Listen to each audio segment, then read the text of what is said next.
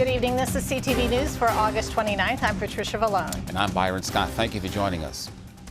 Well, police have made an arrest in connection with a double homicide in Oxon Hill Tuesday night. According to police, 42-year-old Aaron Wilson Jr.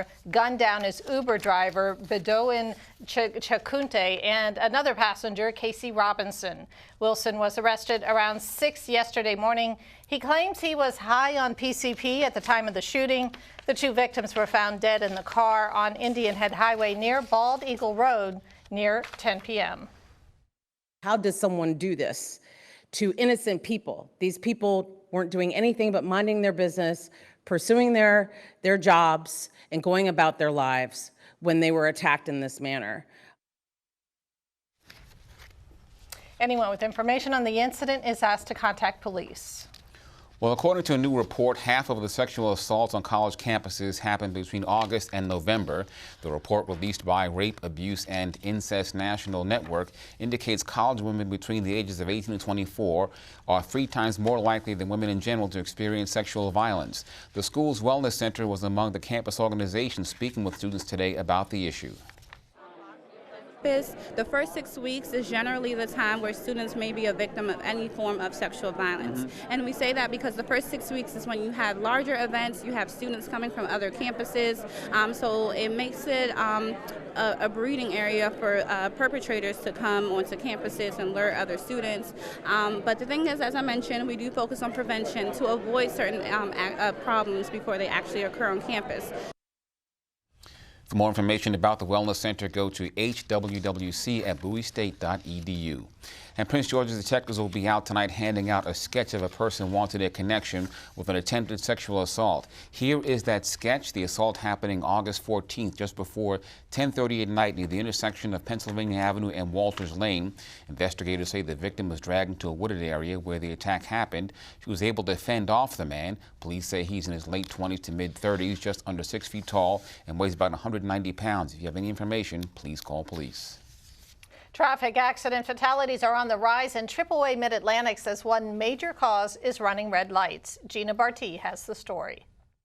AAA Mid-Atlantic released data saying that deaths caused by red light running is at a 10-year high nationwide. And in Maryland, 148 deaths have been caused due to red light running. Joining me right now is John Townsend from AAA Mid-Atlantic. John, tell us, what are some of the factors due to red light running? Too many people are trying to push the envelope because of all the traffic congestion. That's not an excuse, but that's a primary reason why they try to beat the light. And in beating the light, they are not only killing themselves and occupants in their vehicles, but also vehicle occupants in other vehicles, and a smaller percentage of pedestrians and cyclists too. The red light camera program here in Prince George's County is to prevent things like red light running. Is it helpful? It is.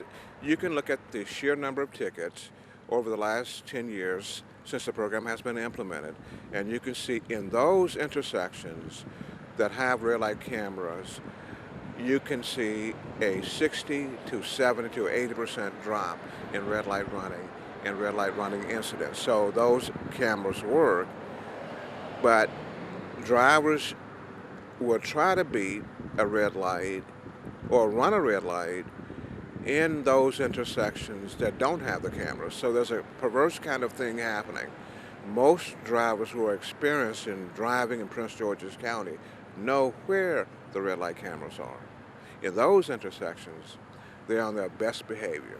Now, there are some ways to reduce deaths caused by red light running. AAA recommends that you prepare to stop when you're coming to a major intersection. Take your foot off the accelerator. Use good judgment, as well as tap your brakes a couple of times to let the driver behind you know that you're coming to a stop, and drive defensively. Reporting from Largo, Gina Barty, back to you in the studio. A local transit agency union accuses WMATA of violating the Family and Medical Leave Act. Officials with the Amalgamated Transit Union say Metro repeatedly violates the privacy rights of its employees regarding their personal health information by asking for fitness for duty certifications. The union says WMATA has abused its right to know whether workers are qualified to return to work by demanding certain information.